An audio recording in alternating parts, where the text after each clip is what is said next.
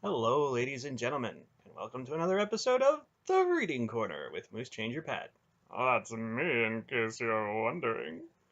Today we are reading Chapter 7 of Magician's Gambit by David Eddings, and as always, you should support the original work by buying the original book. Chapter 7. They were all standing in a circle with their hands joined when they awoke. Sinedra was holding Garion's left hand, and Dernick was on his right. Garion's awareness came flooding back as sleep left him. The breeze was fresh and cool, and the morning sun was very bright. Yellow-brown foothills rose directly in front of them, and the haunted plain of Maragor lay behind. Silk looked around sharply as he awoke, his eyes wary. "Where are we?" he asked quickly. "On the northern edge of Maragor," Wolf told him, "about 80 leagues east of Tall Rain." "How long were we asleep?" "A week or so." Silk looked around, adjusting his mind to the passage of time and distance. "I guess it was necessary," he conceded finally. Hedar went immediately to check the horses, and Beric began massaging the back of his neck with both hands. "I feel as if I've been sleeping on a pile of rocks," he complained. "Walk around a bit," Aunt Paul advised. "That'll work the stiffness out." Sinedra had not removed her hand from Garion's, and he wondered if he should mention it to her. Her hand felt very warm and small in his, and on the whole it was not unpleasant. He decided not to say anything about it. Hedar was frowning when he came back. "One of the pack mares is with full Belgarath," he said. "How long has she got to go?" Wolf asked, looking quickly at him. "It's hard to say for sure. No more than a month. It's her first." "We can break down her pack and distribute the weight among the other horses," Dernick suggested. "She'll be all right if she doesn't have to carry anything." "Maybe." Hedar sounded dubious. Mandaralon was studying the yellow foothills directly ahead. "We're being watched, Belgarath," he said somberly, pointing at several wispy columns of smoke rising toward the blue morning sky. Mr. Wolf squinted at the smoke and made a sour face. "Gold hunters, probably. They hover around the borders of Maragor like vultures over a sick cow. Take a look, Paul." But Aunt Paul's eyes already had that distant look in them as she scanned the foothills ahead. "Errands," she said. "Sandars, Talnadrins, a couple of Drasnians. They aren't very bright. Any Murgos?" "No." "Common rabble, then," Mandaralon observed. "Such scavengers will not impede us significantly." "I'd like to avoid a fight if possible," Wolf told him. "These incidental skirmishes are dangerous and don't really accomplish anything." He shook his head with disgust. "We'll never be able to convince them that we're not carrying gold out of Maragor, though, so I guess there's no help for it." "If gold's all they want, why don't we just give them some?" Silk suggested. "I didn't bring all that much with me, Silk," the old man replied. "It doesn't have to be real," Silk said, his eyes bright. He went to one of the pack horses, came back with several large pieces of canvas, and quickly cut them into foot-wide squares. Then he took one of the squares and laid a double handful of gravel in its center. He pulled up the corners and wrapped a stout piece of cord around them, forming a heavy-looking pouch. He hefted it a few times. "Looks like a sack full of gold, wouldn't you say?" "He's going to do something clever again," Beric said. Silk smirked at him and quickly made up several more pouches. "I'll take the lead," he said, hanging the pouches on their saddles. "Just follow me and let me do the talking. How many of them are there up there, Polgara?" "About 20," she replied. "That'll work out just fine," he said confidently. "Shall we go?" They mounted their horses and started across the ground toward the broad mouth of a dry wash that opened out into the plain. Silk rode at the front, his eyes everywhere. As they entered the mouth of the wash, Garion heard a shrill whistle and saw several furtive movements ahead of them. He was very conscious of the steep banks of the wash on either side of them. "I'm going to need a bit of open ground to work with," Silk told them. "There." He pointed with his chin at a spot where the slope of the bank was a bit more gradual. When they reached the spot, he turned his horse sharply. "Now!" he barked. "Ride!" They followed him, scrambling up the bank and kicking up a great deal of gravel. A thick cloud of choking yellow dust rose in the air as they clawed their way up out of the wash. Shouts of dismay came from the scrubby thorn bushes at the upper end of the wash, and a group of rough-looking men broke out into the open, running hard up through the knee-high brown grass to head them off. A black-bearded man, closer and more desperate than the rest, jumped out in front of them, brandishing a rust-pitted sword. Without hesitation, Mandarolan rode him down. The black-bearded man howled as he rolled and tumbled beneath the churning hooves of the huge warhorse. When they reached the hilltop above the wash, they gathered in a tight group. "This'll do," Silk said, looking around at the rounded terrain. "All I need is for the mob to have enough room to think about casualties. I definitely want them to be thinking about casualties." An arrow buzzed toward them, and Mandarolan brushed it almost contemptuously out of the air with his shield. "Stop!" one of the brigands shouted. He was a lean, pock-marked Sendar with a crude bandage wrapped around one leg, wearing a dirty green tunic. "Who says so?" Silk yelled back insolently. "I'm Kroldor," the bandaged man announced importantly. "Kroldor the robber. You've probably heard of me." "Can't say that I have," Silk replied pleasantly. "Leave your gold and your women," Kroldor ordered. "Maybe I'll let you live. If you get out of our way, maybe we'll let you live." "I've got 50 men," Kroldor threatened, "all desperate like me." "You've got 20, Silk corrected. "Runaway serfs, cowardly peasants, and sneak thieves. My men are trained warriors. Not only that, we're mounted, and you're on foot." "Leave your gold," the self-proclaimed robber insisted. "Why don't you come and take it?" "Let's go," Kroldor barked at his men. He lunged forward, a couple of his outlaws rather hesitantly following him through the brown grass, but the rest hung back, eyeing Mandarolan, Barrack, and Header apprehensively. After a few paces, Kroldor realized that his men were not with him. He stopped and spun around. "You cowards!" he raged. "If we don't hurry, the others will get here. We won't get any of the gold." "I'll tell you what, Kroldor," Silk said. "We're in kind of a hurry, and we've got more gold than we can conveniently carry." He unslung one of his bags of gravel from the saddle and shook it suggestively. "Here." Negligently, he tossed the bag into the grass off to one side. Then he took another bag and tossed it over beside the first. At his quick gesture, the others all threw their bags on the growing heap. "There you are, Kroldor," Silk continued. 10 bags of good yellow gold. That you can have without a fight. If you want more, you'll have to bleed for it."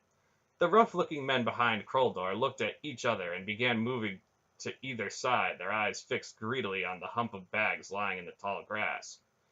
"Your men are having thoughts about mortality, Kroldor," Silk said dryly. "There's enough gold there to make them all rich, and rich men don't take unnecessary risks." Kroldor glared at him. "I won't forget this," he growled. "I'm sure you won't," Silk replied. "We're coming through now. I suggest that you get out of our way." Barrack and Heddar moved up to flank Mandarolan, and the three of them started deliberately forward at a slow, menacing walk. Kroldor the robber stood his ground until the last moment, then turned and scurried out of their path, spouting curses. "Let's go," Silk snapped. They thumped their heels to their horses' flanks and charged through at a gallop. Behind them, the outlaws circled and then broke and ran toward the heap of canvas bags. Several ugly little fights broke out almost immediately, and 3 men were down before anyone thought to open one of the bags. The howls of rage could be heard quite clearly for some distance. Barrack was laughing when they finally reined in their horses after a couple of miles of hard riding. "Poor Kroldor," he chortled. "You're an evil man, Silk." "I've made a study of the baser side of man's nature," Silk replied innocently. "I could usually find a way to make it work for me." "Kroldor's men are going to blame him for the way things turned out," Heddar observed. "I know, but then that's one of the hazards of leadership. They might even kill him." "I certainly hope so. I'd be terribly disappointed in them if they don't." They pushed on through the yellow foothills for the rest of the day, and camped that night in a well-concealed little canyon where the light from their fire would not betray their location to the brigands who infested the region. The next morning they started out early, and by noon they were in the mountains. They rode on up among the rocky crags, moving through a thick forest of dark green firs and spruces where the air was cool and spicy. Although it was still summer in the lowlands, the first signs of autumn had begun to appear in the higher elevations. The leaves on the underbrush had begun to turn. The air had a faint smoky haze, and there was frost on the ground each morning when they awoke. The weather held fair, however, and they made good time. Then, late one afternoon, after they had been in the mountains for a week or more, a heavy bank of clouds moved in from the west, bringing with it a damp chill. Geryon untied his cloak from the back of his saddle and pulled it around his shoulders as he rode, shivering as the afternoon grew colder. Durnick lifted his face and sniffed at the air. "We'll have snow before morning," he predicted. Geryon could also smell the chill, dusty odor of snow in the air. He nodded glumly. Mr. Wolf grunted. "I knew this was too good to last." Then he shrugged. "Oh well," he added. "We've all lived through winters before." When Geryon poked his head out of the tent the next morning, an inch of snow lay on the ground beneath the dark firs. Soft flakes were drifting down, settling soundlessly, and concealing everything more than 100 yards away in a filmy haze.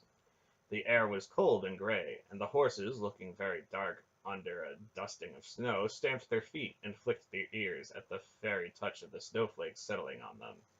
Their breath steamed in the damp cold. Sinedra emerged from the tent she shared with Aunt Paul with a squeal of delight. Snow, Geryon realized, was probably a rarity in Tall Honeth, and the tiny girl romped through the soft drifting flakes with childish abandon. He smiled tolerantly until a well-aimed snowball caught him on the side of the head. Then he chased her, pelting her with snowballs while she dodged in and out among the trees, laughing and squealing. When he finally caught her, he was determined to wash her face with snow, but she exuberantly threw her arms around his neck and kissed him, her cold little nose rubbing against his cheek and her eyelashes thick with snowflakes. He didn't realize the full extent of her deceitfulness until she had already poured a handful of snow down the back of his neck. Then she broke free and ran toward the tent, hooting with laughter, while he tried to shake the snow out of the back of his tunic before it all melted. By midday, however, the snow on the ground had turned to slush, and the drifting flakes had become a steady, unpleasant drizzle. They rode up a narrow ravine under the dripping firs while a torrent-like stream roared over boulders beside them. Mr. Wolf finally called a halt.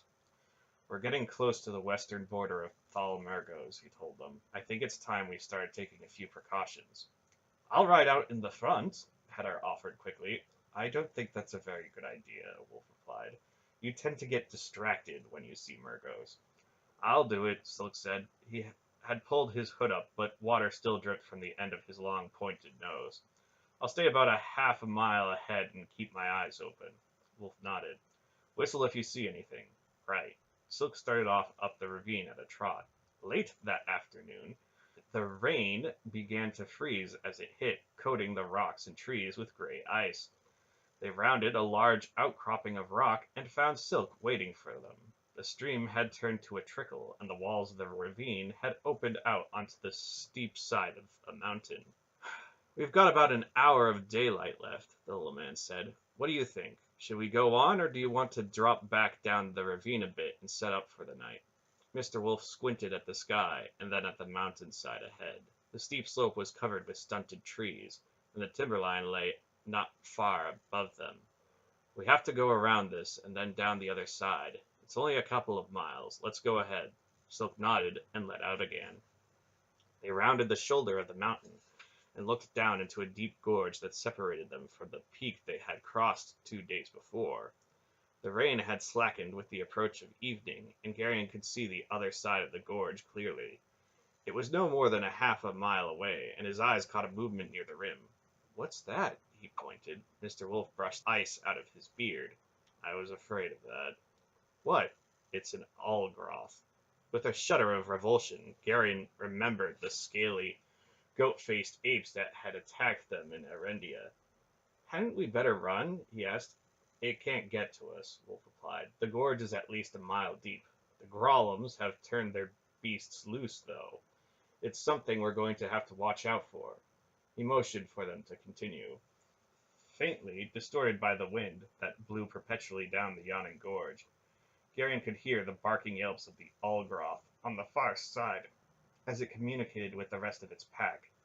Soon a dozen of the loathsome creatures were scampering along the rocky rim of the gorge, barking to one another and keeping pace with the party as they rode around the steep mountain face toward a shallow draw on the far side. The draw led away from the gorge. After a mile, they stopped for the night in the shelter of a grove of scrubby spruces. It was colder the next morning, and still cloudy, but the rain had stopped. They rode on back down to the mouth of the draw, and continued following the rim of the gorge. The face on the other side fell away in a sheer, dizzying drop for thousands of feet to the tiny-looking ribbon of the river at the bottom. The Ulgras still kept pace with them, barking and yelping, and looking across with a dreadful hunger. There were other things as well, dimly seen back among the trees on the other side. One of them, huge and shaggy, seemed to even have a human body, but its head was the head of a beast. A herd of swift-moving animals galloped along the far rim, manes and tails tossing. "Look!" Sinedra exclaimed, pointing. "Wild horses!" "They're not horses," Hadar said grimly. "They look like horses. They may look like it, but they aren't." "Rolgan," Mr. Wolf said shortly. "What's that?" "A hurlga is a four-legged animal, like a horse, but it has fangs instead of teeth, and clawed feet instead of hooves." "But that would mean—" The princess broke off, her eyes wide. "Yes, they're meat-eaters." She shuddered. "How dreadful." "That gorge is getting narrower, Belgarath," Eric growled. "I'd rather not have any of those things on the same side with us." "We'll be all right. As I remember, it narrows down to about 100 yards, and then widens out again. They won't be able to get across." "I hope your memory hasn't failed you." The sky above looked ragged, tattered by a gusty wind. Vultures soared and circled over the gorge, and ravens flapped from tree to tree, croaking and squawking to one another. Aunt Paul watched the birds with a look of stern disapproval, but said nothing. They rode on. The gorge grew narrower, and soon they could see the brutish faces of the Ulgras on the other side clearly. When the Hrolgan manes, tossing in the wind, opened their mouths to whinny at each other, their long pointed teeth were plainly visible. Then, at the narrowest point of the gorge, a party of mail-shirted Murgos rode out onto the opposite precipice. Their horses were lathered from hard riding, and the Murgos themselves were gaunt-faced and travel-stained. They stopped and waited until Garion and his friends were opposite them, at the very edge, staring first across the gorge and then down at the river far below, stood Brull. "What kept you?" Silk called in a bantering tone that had a hard edge just below the surface. "We thought perhaps you'd gotten lost." "Not very likely, Keldar," Brull replied. "How did you get across to that side?" "You go back that way about 4 days' ride," Silk shouted, pointing back the way they had come. "If you look very carefully, you'll find the canyon that leads up here. It shouldn't take you more than a day or two to find it." One of the Murgos pulled a short bow out from beneath his left leg and set an arrow to it. He pointed the arrow at Silk, drew back the string, and released. Silk watched the arrow calmly as it fell down into the gorge, spinning in a long, slow-looking spiral. "Nice shot," he called. "Don't be an idiot," Brull snapped at the Murgo with the bow. He looked back at Silk. "I've heard a great deal about you, Keldar," he said. "One has developed a certain reputation," Silk replied modestly. "One of these days I'll have to find out if you're as good as they say. That particular curiosity could be the first symptom of a fatal disease. For one of us, at least." "I look forward to our next meeting, then," Silk told him. "I hope you'll excuse us, my dear fellow. Pressing business, you know." "Keep an eye out behind you, Keldar," Brull threatened. "One day I'll be there." "I always keep an eye out behind me, Cordoc," Silk called back. "So don't be too surprised if I'm waiting for you. It's been wonderful chatting with you. We'll have to do it again, soon." The Murgo with the bow shot another arrow. It followed his first into the gorge. Silk laughed and led the party away from the brink of the precipice. "What a splendid fellow," he said as they rode away. He looked up at the murky sky overhead. "And what an absolutely beautiful day." The clouds thickened and grew black as the day wore on. The wind picked up until it howled across the trees. Mr. Wolf led them away from the gorge, which separated them from Brull and his Murgos, moving steadily toward the northeast. They set up for the night in a rock-strewn basin just below the timber line. Aunt Poll prepared a meal of thick stew. As soon as they had finished eating, they let the fire go out. "There's no point in lighting beacons for them," Wolf observed. "They can't get across the gorge, can they?" Dernick asked. "It's better not to take chances," Wolf replied. He walked away from the last few embers of the dying fire and looked out into the darkness. On an impulse, Geryon followed him. "How much farther is it to the Vale, grandfather?" he asked. "About 70 leagues," the old man told him. "We can't make very good time up here in the mountains." "The weather's getting worse, too." "I noticed that." "What happens if we get a real snowstorm?" "We take shelter until it blows over." "What if—" "Geryon, I know it's only natural, but sometimes you sound a great deal like your aunt. She's been saying 'what if' to me since she was about 17. I've gotten terribly tired of it over the years." "I'm sorry." "Don't be sorry, just don't do it anymore." Overhead, in the pitch blackness of the blustery sky, there was a sudden, ponderous flap as of enormous wings. "What's that?" Geryon asked, startled. "Be still." Wolf stood with his face turned upward. There was another great flap. "Oh, that's sad." "What?" "I thought the poor old brute had been dead for centuries. Why don't they leave her alone?" "What is it?" "It doesn't have a name. It's big and stupid and ugly. The gods only made 3 of them, and the 2 males killed each other during the first mating season. She's been alone for as long as I can remember." "It sounds huge," Geryon said, listening to the enormous wings beat overhead and peering up into the darkness. "What does it look like?" "She's as big as a house. You really wouldn't want to see her." "Is she dangerous?" "Very dangerous, but you can't see too well at night." Wolf sighed. "The Grolms must have chased her out of her cave and put her to hunting for us. Sometimes they go too far." "Should we tell the others about her?" "It would only worry them. Sometimes it's better not to say anything." The great wings flapped again, and there was a long, despairing cry from the darkness, a cry filled with such aching loneliness that Geryon felt a great surge of pity welling up in him. Wolf sighed again. "There's nothing we can do," he said. "Let's go back to the tents."